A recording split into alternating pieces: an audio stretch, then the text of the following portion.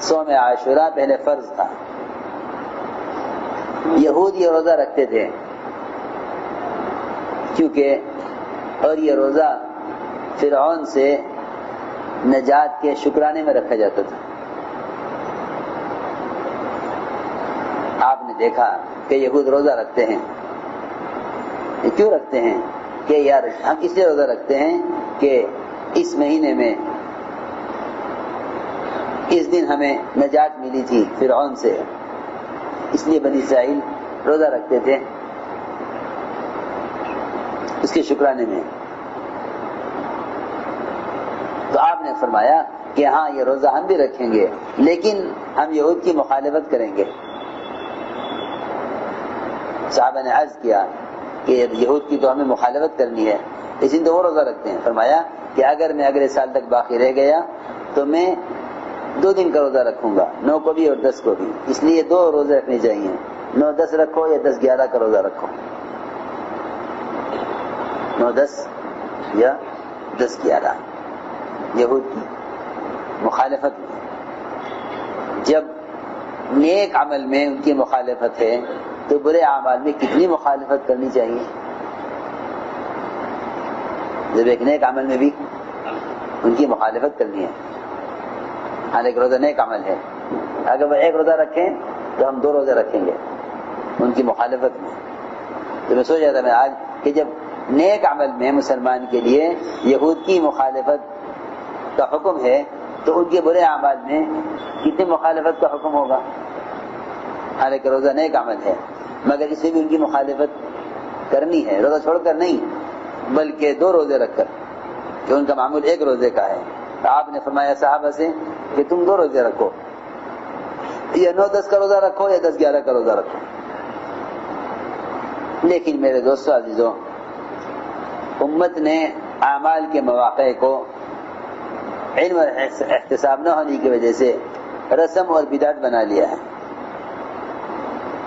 اپنے اعمال کے اندر احتساب پیدا کرو، اور احتساب پیدا ہوتا ہے کسی عمل کے فضائل کو یاد رکھنے سے کہ اس عمل کے کیا فضائل ہیں، اس دن کے کیا فضائل ہیں. یعنی اس دن سے تو انسانیت کی ابتدا ہوئی ہے. انسانیت کی ابتدا آدم علیہ السلام میں روح پھونکی گئی ہے، وہ اسی دن.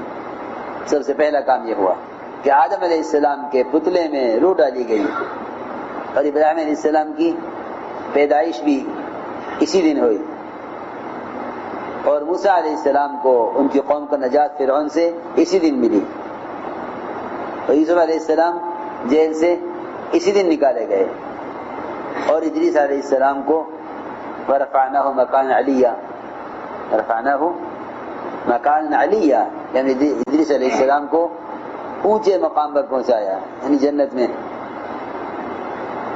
سورج کی تپش کو کم کرایا تھا دعا کرا کے کہ فرشتہ جو سورج پر مسلط متعین ہے وہ اس کی گرمی کو کیسے برداشت کرتا ہوگا جب اتنی دور رہنے والے انسان اس کی گرمی سے پریشان ہیں.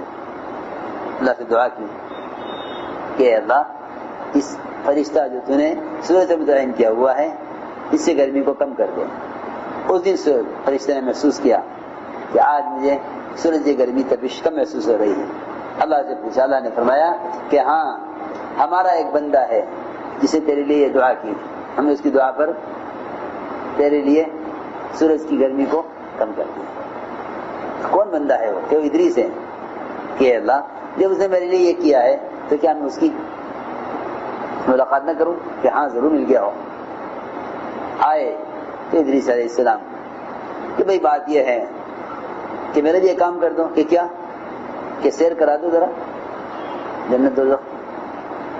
تو چلیے لے گئے کہ پہلے جنت دیکھیں گے؟ نہیں، پہلے جہنم دکھلاؤ، پہلے جہنم دکھلاؤ.